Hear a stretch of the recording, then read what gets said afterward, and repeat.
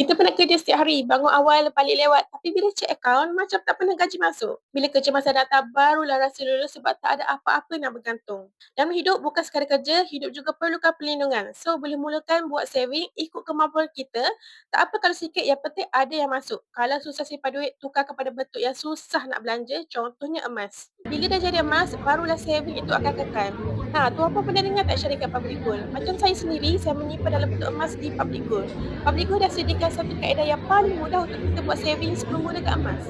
Maksudnya kita simpan emas bukan duit. So kita akan simpan melalui akaun emas gap, Gold Accumulation Program. Nak mulakan simpanan emas boleh mulakan RM100 saja. Kalau tuan puan mampu beli 1 gram, tuan puan boleh terus beli 1 gram 1 bulan pun boleh. Kalau mampu nak simpan 2 gram 1 bulan, 10 gram 1 bulan pun boleh. Ianya adalah fleksibel. Kenapa pilih emas? Ianya susah untuk kita korek balik, tak seperti simpan duit. Jadi yang baru nak mula simpan emas, boleh terus hubungi saya untuk saya bantu sebaiknya. Jemput follow saya untuk lebih ilmu emas dan tips kewangan.